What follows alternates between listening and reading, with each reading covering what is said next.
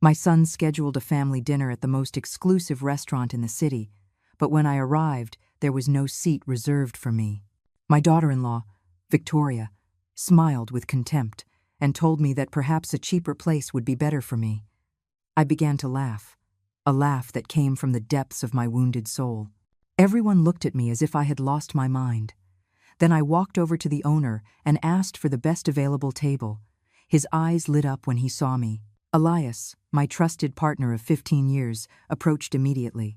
My sons didn't know that this elegant restaurant where they had just humiliated me was mine, that every dish they served, every glass of wine they drank, every cent they spent went directly into my bank account. I am Teresa. I am 69 years old, and I have just discovered the true face of the children for whom I sacrificed my entire life. I was widowed at 30 with 3 young children, Daniel, Mark, and my little Elena, who died of pneumonia because I didn't have money for a private hospital. From that day on, I swore my sons would never want for anything. I worked as a housekeeper for 40 years. 40 years washing, ironing, cleaning other people's houses, while my hands cracked and my back stooped. 40 years of getting up at 5 in the morning to make them breakfast before I left for work. While other mothers took their children to the park, I scrubbed strangers' bathrooms. While they enjoyed family vacations, I worked extra weekends to pay for their school field trips. I paid for private university for both of them. Daniel studied business administration, Mark engineering. I bought them their first cars. I gave them the down payment for their condos. I paid for their lavish weddings. I gave them the life I never had, the life I dreamed of but sacrificed for them. Daniel graduated and got a job at a major bank. He married Victoria, a cold woman who saw me as a threat from day one, as if I were going to take something she considered hers.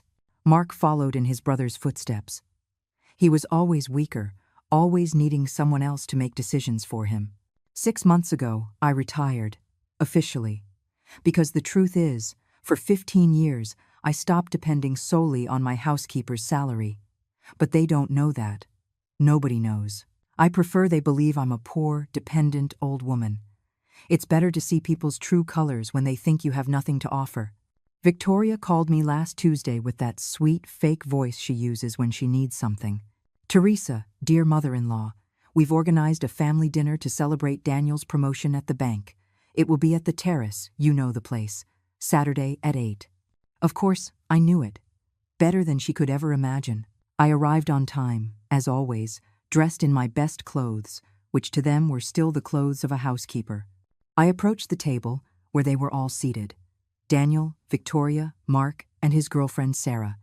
There were 5 occupied chairs and none free. "Excuse me," I said. "I think there's a chair missing." Daniel looked up from his wineglass and gave me an expression I had learned to recognize all too well. That mix of annoyance and embarrassment that always appeared when I was present in front of his friends or colleagues. "Mom," he said, "we thought maybe it would be better if you had dinner somewhere else. This restaurant is quite exclusive. We don't want you to feel uncomfortable." Victoria nodded with a smile that didn't reach her eyes. "Exactly, Teresa. Perhaps a cheaper place would be better for you. Something more appropriate for your situation." The words hit me like slaps to the face. Mark said nothing, just looked away. A coward, as always. Sarah looked uncomfortable, but didn't dare contradict Victoria. The other guests lowered their heads, ashamed of the spectacle they were witnessing. Then I began to laugh. A laugh that started softly and grew louder, deeper, until the entire restaurant fell silent, looking at me. Daniel watched me with a mixture of confusion and panic, as if he had suddenly realized something was terribly wrong. Victoria frowned, clearly annoyed that her plan to humiliate me wasn't going as expected.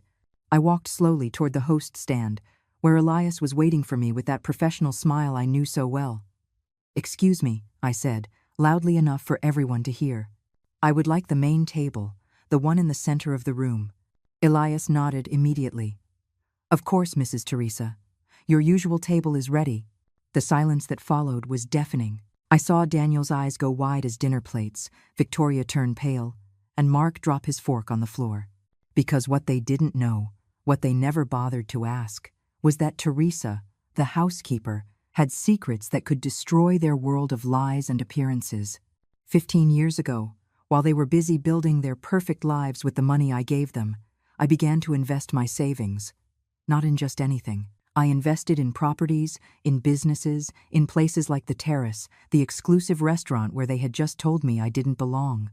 But let's leave that for later. First, you need to understand who these people I call my sons really are. Daniel, my firstborn, the one I held in my arms during feverish nights when I had no money for a private doctor. The same one who now wears $1,000 suits and is ashamed to introduce me to his colleagues from the bank. Victoria, his wife, comes from a middle-class family that always believed they were better than they were. When she married Daniel, she thought she had won the lottery. A successful man, with a good job, with property. What she didn't know was that everything Daniel had was given to him by his mother, the housekeeper. I paid the down payment on their condo. I bought his first car. I financed their honeymoon in Europe. Mark, my baby, the more sensitive one, who used to cry when I came home late from work. Now he's a 35-year-old man who can't make a decision without first consulting his older brother. His girlfriend, Sarah, is a sweet girl, but weak. She doesn't have the personality to stand up to Victoria when she decides to humiliate her mother-in-law. For years, I was the perfect future grandmother for their children, the one who would babysit for free, cook on Sundays, and always be available whenever they needed me. But now that I was retired, now that, according to them, I no longer produced money, I had become a burden, an embarrassment to be hidden. Last week, Daniel visited me at my apartment. "Mom," he said, "Victoria and I have been talking. We think it would be better if you moved to a smaller place, something more affordable. We could help you find a nursing home that's nice, but not too expensive." A nursing home. After 40 years of sacrifice, after giving them everything I had and didn't have, they wanted to put me in a nursing home so they could go on with their lives without the burden of a mother who was no longer useful to them. Mark agreed, of course. "It's for the best, Mom. You'll be surrounded by people your age. You'll have activities. You won't be alone in that big apartment." What he didn't say was that my apartment, which they considered too big for me, was the same one where I raised them. The same one where I spent sleepless nights when they had fevers. The same one where I cried in silence so they wouldn't hear me after working 16 hours straight. That night, after they left, I sat in my kitchen and made a decision. If they wanted to treat me like a stranger, as if I hadn't sacrificed my entire life for them, then it was time they met the real Teresa. Not the submissive housekeeper they had taken for granted for decades, but the woman who had managed to build an empire in secret while they thought she was a poor, helpless old woman. Because you see, dear sons, while you were spending the money I gave you, I was investing the rest. While you were building your lives of appearances, I was building my future. And that future included owning several businesses in the city, including the restaurant where they had just humiliated me. The expression on Daniel's face when Elias personally escorted me to the main table was something I will never forget. His eyes darted frantically between the manager and me, as if trying to solve an impossible puzzle. Victoria had completely lost her arrogant smirk and was now looking at me with a mixture of confusion and growing terror. I sat at the best table in the restaurant, the one normally reserved for celebrities and important politicians. Elias snapped his fingers, and 3 waiters appeared immediately. "The premium wine list, Mrs. Teresa?" he asked with the deference shown only to the true owners. "Of course, Elias. And also bring a bottle of the 2010 Chateau Margaux for the table over there, on the house." I pointed to where my sons were sitting. Their faces now reflected absolute panic. Daniel rose from his chair and walked toward my table with hesitant steps. "Mom," he whispered, "what's going on here? How do they know you so well? Why are they treating you like I'm the owner?" I completed his sentence with a serene smile. "Because I am, Daniel. I have been the majority partner of the Terrace for 15 years. Every time you've come here to celebrate your promotions, your anniversaries, your professional achievements, you've been spending money in my restaurant. Every bottle of wine you've drunk, every gourmet dish you've tasted, has gone straight into my bank account." Daniel's face completely fell. "That's impossible," he stammered. You clean houses for a living. You don't have the money for something like this." "Ah, my dear son," I replied, "there is your first mistake. Assuming that because I cleaned other people's houses, I was poor. Assuming that because I sacrificed for you, I was stupid. Victoria staggered over, clearly in shock. But, Teresa, how is it possible that you have the money to buy a restaurant like this? Where did you get so much money? Her voice had lost all its previous arrogance and now sounded small, frightened. It's very simple, my dear daughter-in-law. While you were spending the money I gave your husband, I was saving every spare cent. While you were living your lives of luxury, thinking it was your natural right, I was investing in properties, in businesses, in the future you thought I didn't have. But this doesn't end here. Oh no, this is just the beginning. Because you see, for all these years I haven't just been a housekeeper. I've been a silent observer. I've seen how you treat me when you think you need something from me, and how you treat me when you think I'm of no use to you. 3 months ago, I lost my office cleaning job because the company went bankrupt. I didn't tell you anything because I wanted to see what your natural reaction would be. I wanted to see if you would offer help, if you would worry about my well-being, if you would at least ask how I was surviving. Instead, you took advantage of what you thought was my vulnerability to try and get rid of me. Daniel, do you remember our conversation last week? You suggested a nursing home. You told me it would be better for me to be surrounded by people my age. What you were really telling me is that you wanted me out of your life because you no longer considered me useful. Mark finally found the courage to approach our table. Mom, he mumbled, we didn't mean to. We thought it would be better for you.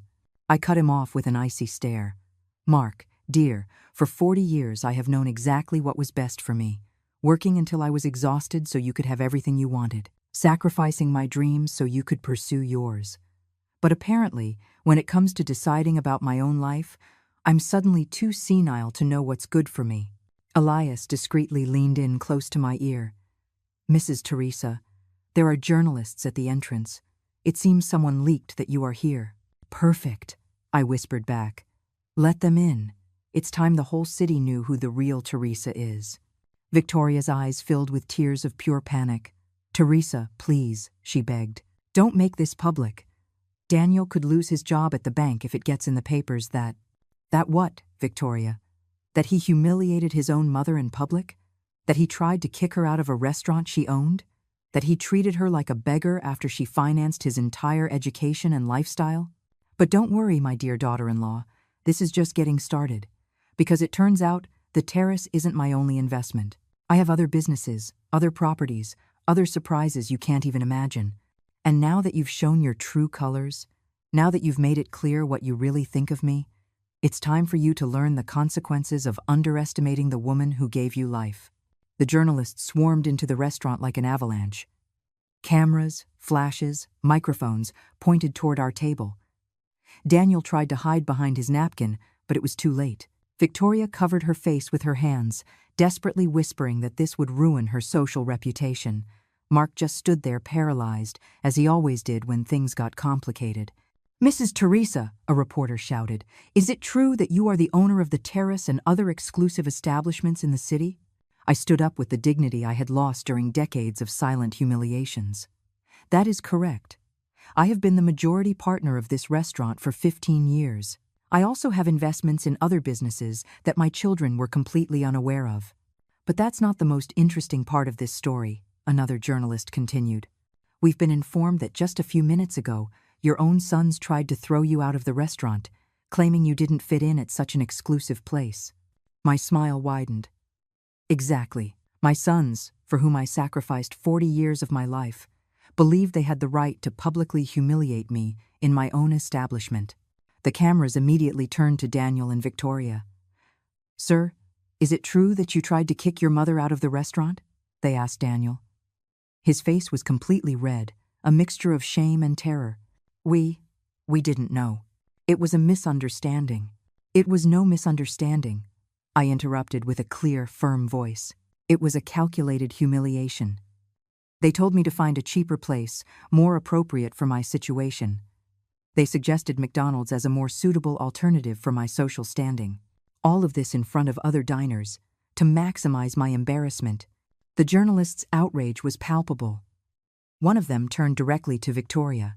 Ma'am, what do you have to say about the fact that you suggested your mother-in-law, who apparently financed your family's lifestyle, should eat at McDonald's instead of joining you for a family dinner?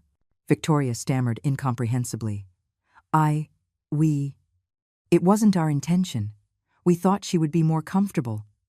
Her words sounded pathetic even to her. I had seen her use that same emotional manipulation tactic on me for years, but in front of the cameras, she was exposed for what she truly was, a cruel and calculating woman. But wait, there's more, I told the reporters. 1 week ago, these same sons, who humiliated me publicly today, came to my home to suggest that I move into a nursing home. According to them, it would be better for me to be surrounded by people my age, instead of living alone in an apartment that was too large for a retired housekeeper. The cameras perfectly captured the look of horror on Mark's face. "Mom, please," he begged. "Don't say that on television. They'll think we're monsters." "You are," I replied without hesitation. "You are exactly that, monsters that I created without realizing it, by giving you everything without teaching you the value of sacrifice." Mrs. Teresa, a veteran journalist, asked, "How long have you been planning this revelation?" The question made me smile bitterly. I didn't plan it. For years, I kept my investments a secret because I wanted to protect my children from the envy and problems that money can bring. I wanted them to build their own lives based on their merits, not on my wealth. But when I lost my job 3 months ago and told them nothing, when I watched how they reacted, believing I was in a vulnerable situation, when I saw that their first response was to try and get rid of me instead of offering support, I understood that I had raised 2 strangers, 2 people who only valued me for what I could give them, not for who I was. Daniel tried to approach me, probably to do some damage control, but Elias discreetly stepped in his way. The manager had worked with me long enough to understand that this confrontation had been brewing for years, and he was not going to let anyone interrupt it. "Ma'am," they asked Victoria, "did you know that your mother-in-law had these properties and investments? Why do you think she never mentioned it?" Victoria looked at Daniel for help, but he was too busy trying to avoid the cameras. We always thought Teresa was just a housekeeper. She never told us she had money." "Exactly," I confirmed. "I never told you because I wanted to see who you really were when you thought I had nothing to offer. And now, I know. Now I know that the filial love I thought existed was actually financial dependence disguised as affection." A young journalist raised his microphone. "Mrs. Teresa, what will happen now with your family relationship?" My answer was clear and definitive. There is no family relationship to save. They made their decision when they chose to humiliate me publicly. I am making mine now. From this moment on, Daniel and Mark are no longer my sons, and Victoria is no longer part of my family. The silence that followed was sepulchral. The cameras perfectly captured the moment when 2 adult men realized they had just lost not only their mother, but also the secret financial support that had sustained their lives for decades. The news went viral in a matter of hours. Videos of the confrontation in the restaurant circulated on all social media platforms with titles like "Housekeeper Reveals She's a Millionaire After Her Sons Humiliate Her" and "A Betrayed Mother's Perfect Revenge." The comments were merciless toward Daniel and Victoria. People were outraged by the level of cruelty shown to a mother who had sacrificed everything for her children. The next day, Daniel received a call from his boss at the bank. The institution couldn't afford to have employees involved in public scandals of family mistreatment. His image was completely destroyed, and his position at the bank was untenable. He was suspended indefinitely while they evaluated his future with the company. Victoria faced even worse consequences. Her high-class social circle completely repudiated her. The wives of Daniel's colleagues, who used to invite her to their exclusive luncheons and charity events, now avoided her as if she were radioactive. Her membership at the tennis club was revoked, and her name was removed from the lists of the city's most important charity galas. Meanwhile, I checked into the most luxurious hotel in the city, the same one where years ago I cleaned rooms as a housekeeper. Now I occupied the presidential suite, looking out over the city from the 30th floor, planning my next moves with the coldness of a military strategist. Mark tried desperately to call me. His voicemails were pathetic. "Mom, please, forgive us. We didn't know what we were doing. We can fix this. We're family."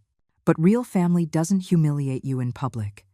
Real family doesn't abandon you when they think you're no longer useful. Real family doesn't suggest nursing homes as a solution to their own shame.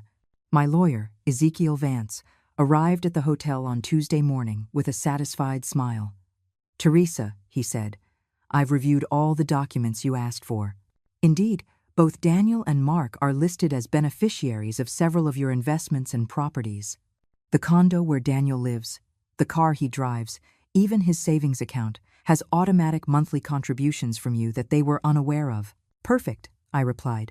"I want you to cancel all those benefits immediately. Let them support themselves, like the independent adults they claim to be." Ezekiel nodded, clearly enjoying the case. "I've also been investigating their personal finances. Without your secret contributions, Daniel won't be able to maintain his lifestyle for even 3 months. The condo where he lives is in your name. Technically, he's just a tenant without a lease." That same afternoon, Victoria showed up at the hotel begging for an audience. I received her in the lobby, in public, so she couldn't make a dramatic scene. "Teresa, please," she pleaded, tears in her eyes. "You have to understand our position. Daniel is going to lose his job. We'll have nowhere to live if you take the condo. We have debts, commitments." "How interesting," I replied with glacial calm. "Now you worry about the financial consequences. When I lost my job 3 months ago, your first concern was how to get rid of me, not how to help me. When you thought I had no money, your reaction was public humiliation. Now that you know I do have resources, you come with crocodile tears." Daniel appeared behind her, clearly defeated. "Mom," he muttered, "I know we made terrible mistakes. But we're your blood. We're your sons. You can't destroy our lives like this." My laughter echoed through the hotel lobby. "Destroy your lives." Interesting choice of words. I'm not destroying anything. I am simply withdrawing the support you took for granted. You decided that Teresa, the housekeeper, didn't deserve a seat at your table. Perfect. Now you will discover what life is like without Teresa, the investor, maintaining your luxuries from the shadows. You will learn to live on your own resources, just as I did for 40 years when I supported you. Victoria tried one last desperate tactic. "Teresa, if you do this, if you take everything from us, you'll suffer too. People will think you're a cruel mother who abandons her children." My smile grew even colder. "My dear Victoria, the people already know exactly who abandoned whom. The videos are all over social media. The entire world saw how you tried to kick me out of my own restaurant." That night, from my suite, I called Elias to coordinate the next steps. The media wanted exclusive interviews. Television producers were offering documentaries about my story. Magazine editors wanted articles about how I built my empire in secret while working as a housekeeper. But I had more ambitious plans. It wasn't just about revenge. It was about rebuilding my life without the emotional leeches that had been draining my energy for decades. It was about proving that a 69-year-old woman could start over and be more powerful than ever. The next day, the next phase of my plan would begin. Daniel and Mark were about to find out that underestimating their mother had been the costliest mistake of their lives. The digital war began when Daniel and Victoria decided to create their own narrative on social media. Desperate to save their reputations, they posted a tearful video on Instagram presenting themselves as victims of a vengeful and manipulative mother. Daniel talked about how I had kept my wealth a secret to control them psychologically, while Victoria sobbed about how a real mother would never abandon her children over a simple misunderstanding. The video accumulated thousands of views in a few hours, but not with the reaction they expected. The comments were brutal. People vividly remembered the images of them kicking me out of the restaurant, suggesting McDonald's as a more appropriate alternative for my social class. Their attempts at victimhood only worsened their public image. But I had something they didn't know existed. For years, every time they came to visit me at my apartment, every time they made disparaging comments about my work or my lifestyle, I had recorded our conversations. Not out of malice, but because my memory wasn't what it used to be, and I wanted to remember the important things my sons told me. I never imagined those recordings would become my most powerful weapon. Ezekiel helped me create my own YouTube channel. At 69 years old, I became an influencer out of necessity. My first video was titled "The Truth Behind the Crocodile Tears." I published it on a Thursday night, and by Friday morning, it had 500,000 views. In the video, I played audio recordings where Daniel told me verbatim that I was a financial burden, where Victoria mocked my cheap clothes in front of her friends, where Mark suggested it would be better for everyone if I moved far away because my presence embarrassed them when important guests visited. The most devastating recording was from 3 weeks before the restaurant incident. Daniel had come to my apartment supposedly to visit, but in reality, he wanted to go through my finances to calculate how much it would cost to keep me in a nursing home. In the audio, you could clearly hear him rummaging through my drawers looking for bank statements, while commenting that people my age often develop dementia, and it was important for the family to control their resources before they squandered them. The public's reaction was immediate and devastating for my sons. Justice for Teresa became a global trending topic. Thousands of people shared their own stories of ungrateful children, sacrificed parents, and dysfunctional families. My story had touched a universal nerve of family pain. International media began to call me. CNN wanted an exclusive interview. Univision offered me a 1-hour special. Netflix approached me with a proposal for a documentary about my life. Suddenly, Teresa, the housekeeper, had become a global symbol of maternal dignity and generational justice. Meanwhile, the consequences for Daniel and Victoria multiplied exponentially. The bank where Daniel worked issued a public statement completely disassociating itself from him. They couldn't afford to have their corporate name associated with someone who had publicly humiliated his elderly mother. His dismissal became final. Victoria lost her part-time job at an art gallery. The owners, a wealthy elderly couple, were personally offended by her behavior toward me. Her social circle had completely excluded her. None of her former friends answered her calls. Mark tried to publicly distance himself from his siblings, posting a video where he apologized and claimed he had been against mistreating me from the beginning. But I had recordings of him actively participating in conversations about sending me to a nursing home, where he laughed at my attempts to dress nicely for their family events. His apology video went viral for the wrong reasons. People ridiculed him for being a coward, for trying to save himself by throwing his siblings under the bus, for lying so brazenly when audio proof of his complicity existed. Sarah, his girlfriend, broke up with him after the scandal affected her job as a teacher. The parents of her students didn't want their children educated by someone associated with a family that mistreated the elderly. The social pressure became unbearable for her. On Friday night, I received a desperate call from all 3 of them. They had lost everything: jobs, relationships, reputations, social circles. They begged for a meeting to try and reach some kind of agreement. They wanted me to take down the recordings, to make a joint video talking about family reconciliation, to stop the media campaign that, according to them, was destroying their lives. I told them we could meet on Saturday, at the terrace, at my restaurant, on my territory, under my terms. Not to reconcile, but for them to listen to the conditions under which we could coexist on the same planet without me continuing to publicly expose every one of their misdeeds. They arrived on time, physically and emotionally shattered. Daniel had lost 20 pounds in 1 week. Victoria had deep dark circles under her eyes and had completely abandoned her pretensions of elegance. Mark looked like a ghost of his former self. They sat across from me at the same table where, 1 week earlier, they had tried to humiliate me. The irony was delicious. Now they were the ones who didn't fit in at this exclusive place. Now they were the ones who looked out of place, uncomfortable, defeated. They had one last chance at redemption. But the conditions were going to be very specific, very humiliating, and completely non-negotiable. I looked at them sitting across from me like scolded puppies and felt a strange mixture of power and sadness.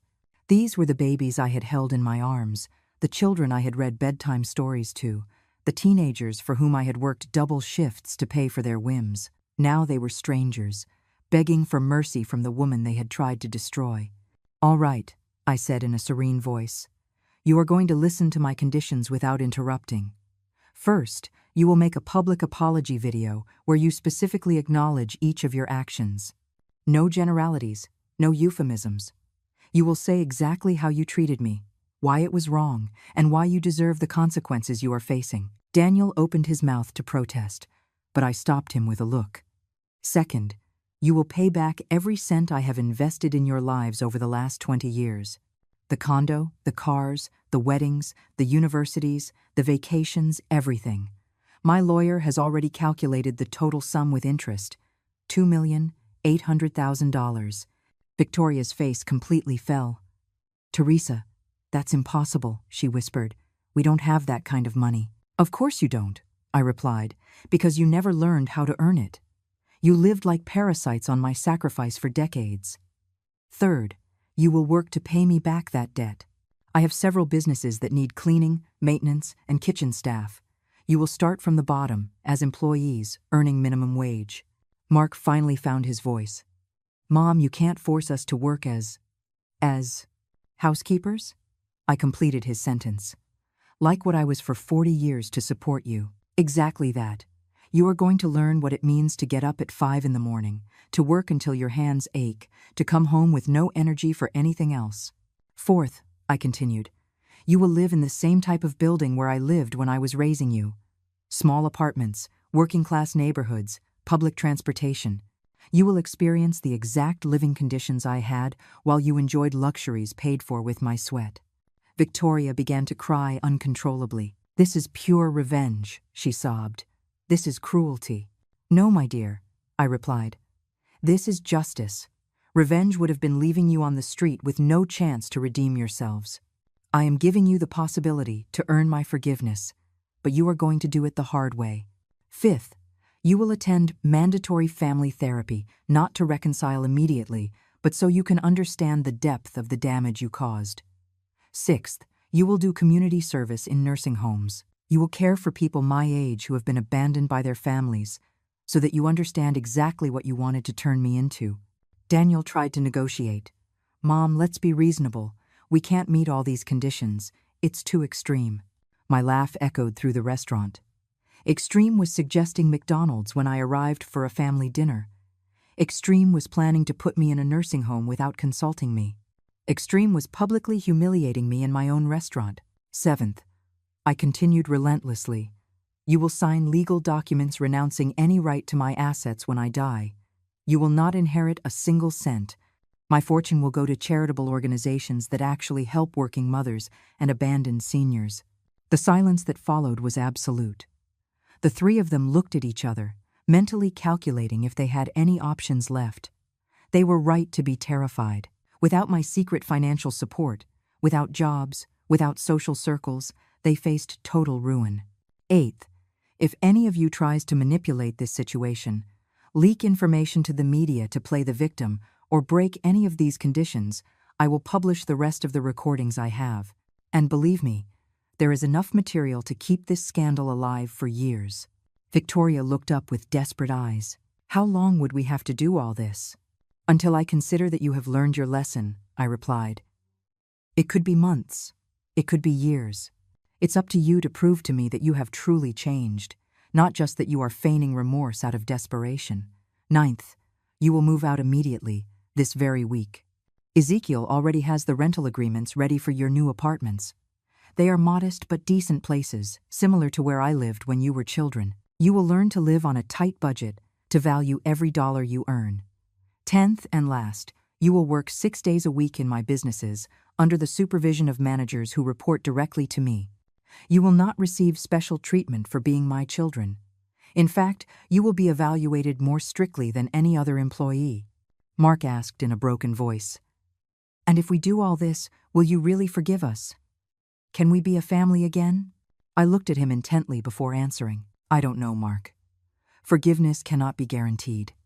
It is earned day by day, with consistent actions, with real humility, with profound changes in character. You destroyed something that took decades to build. Rebuilding it, if it's even possible, will take a very long time. Daniel asked what they were all thinking, and if we refused to accept these conditions. My smile was icy. Then the media campaign continues. I publish the rest of the recordings, the videos of you mocking my clothes, laughing at my attempts to fit into your social world, planning how to get rid of me. Believe me, I have enough material to keep this scandal alive for years. The three of them looked at each other again. They had no choice, and they knew it. It was either accept my conditions or face total ruin with no possibility of redemption.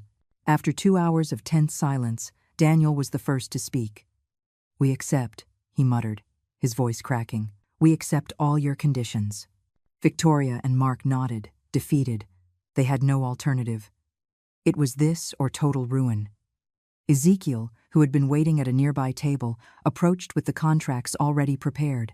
Every clause was detailed, every condition legally specified. There would be no room for misunderstandings or later manipulations. They signed with trembling hands, sealing their fate for the next few years. On Monday morning, their new life began. Daniel was assigned to the cleaning crew at my corporate offices. The man who a week earlier wore $1,000 suits now wore a blue uniform and carried cleaning supplies. His former colleagues from the bank saw him mopping the lobby floors, and the humiliation in his eyes was visible from across the street. Victoria was sent to work in the kitchen of the Terrace, the very restaurant where she had humiliated me. She started by washing dishes, peeling vegetables, cleaning grease from the grills. Her hands, which had once only known expensive creams and weekly manicures, were now chapped from industrial detergent and nicked by kitchen knives. Mark was assigned to the maintenance of my real estate properties. He repaired pipes, painted walls, trimmed gardens. The physical labor left him exhausted at the end of each day. For the first time in his life, he understood what it meant to earn money by the sweat of his brow. The first few weeks were brutal for them. Their bodies weren't used to intense physical work. Daniel complained of back pain from bending over to clean floors. Victoria cried in secret over the hot oil burns on her arms. Mark developed calluses on hands that had previously only known computer keyboards. But the hardest part wasn't the physical work. It was the constant social humiliation. Customers at the Terrace recognized Victoria from the viral videos, and some took pictures of her washing dishes. The images circulated on social media with mocking comments about the fall of the woman who thought she was too elegant for her mother-in-law. Diego faced the morbid curiosity of his ex-colleagues. Some would walk by the building just to see him mopping, to confirm that the successful bank executive was now working as a janitor. His pictures appeared in group chats with messages like, "Look how the guy who kicked his mom out of her own restaurant ended up."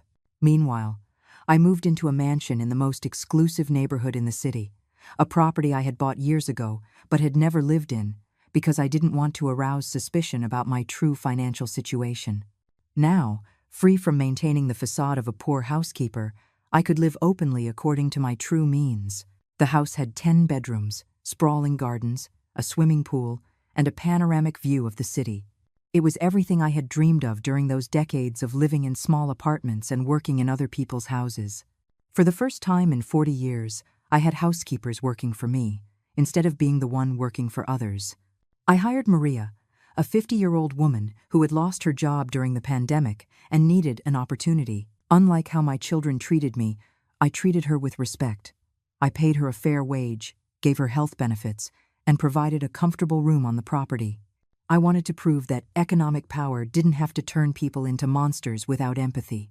My international television interviews continued to make an impact.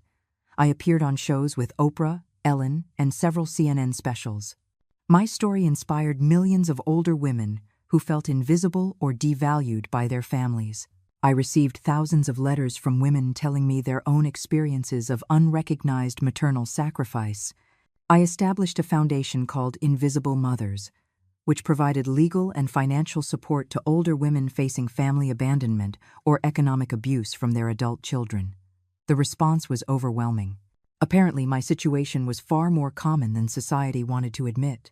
After 2 months of forced labor, my children requested a meeting. They wanted to show me they were changing, that they had learned their lesson.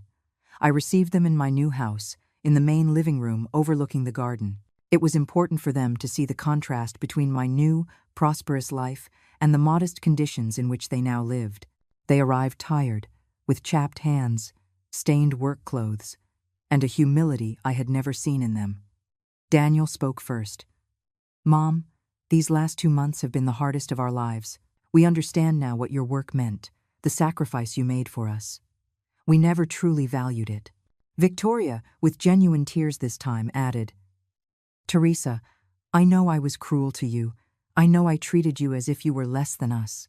Now that I'm working in the kitchen, seeing how hard that work is, I understand I should never have looked down on what you did." Mark, the most broken of the three, could barely speak. "Mom, forgive me. I was a coward who failed you when you needed me most. I don't know if you can ever forgive me, but I want you to know that every day I work, I think about how to repair the damage I caused." I listened in silence, evaluating whether their words were sincere or just another desperate manipulation. Time would tell. 6 months after that meeting, something had genuinely changed in my children. It wasn't just the physical exhaustion of hard work, but a deeper transformation in their character. Daniel had developed a real humility he had never possessed. When he cleaned the offices, he greeted all the employees respectfully, from the executives to the security guards. He had learned that honest work, no matter what it was, deserved dignity. Victoria had become one of the most dedicated employees at the terrace.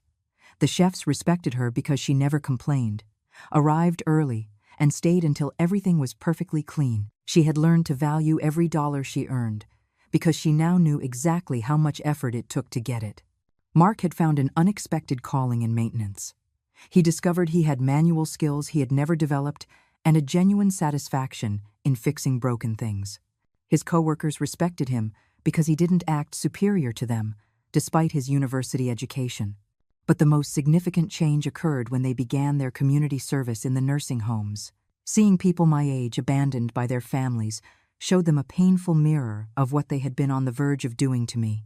Daniel told me, with tears in his eyes, about a 70-year-old man who waited for visits that never came, about a woman who kept photos of children who hadn't called her in years. One Sunday afternoon, I received an unexpected call from the director of the nursing home where they volunteered. "Mrs. Teresa," she said, "I have to tell you something extraordinary. Your children have informally adopted several of our residents. Daniel comes on weekends to play chess with Mr. Isaiah, who hasn't had a visitor in 3 years. Victoria teaches cooking to Mrs. Stella, who was very depressed. Mark fixes residents' personal belongings without anyone asking him to." That information moved me more than I expected.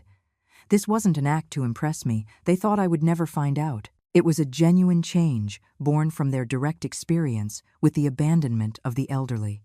8 months after the restaurant incident, I decided to do something I hadn't planned. I invited them to dinner at my new house. Not at the terrace, not on neutral ground, but in my home. When they arrived, I immediately noticed how they had changed physically. They were thinner, but stronger.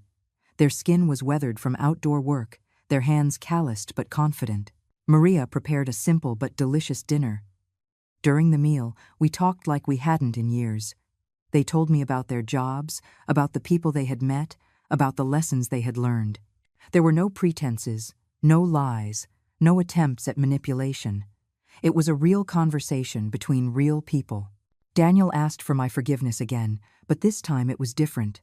"Mom," he said, "I'm not asking you to forgive me because I need your money or want my old life back. I'm asking for forgiveness because I finally understand the damage I caused.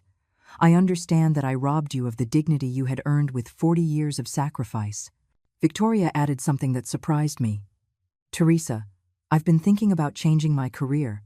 I want to formally study culinary arts. Working in your restaurant's kitchen showed me a passion I never knew I had. I don't want to go back to being the superficial woman I was before." Mark was the most honest of all. "Mom, I know I'll probably never fully regain your trust, but I want you to know that these past months have been the first in my adult life where I feel proud of who I am. Honest work has given me a self-esteem I never had when I was living off your money." At the end of the dinner, I made a decision I had been contemplating for weeks. I told them they could stop working in my businesses if they wanted. They had completed 8 of the 12 months I had originally set, but their transformation was evident. To my surprise, however, all 3 asked to continue. Daniel wanted to keep working as a janitor until he completed the full year.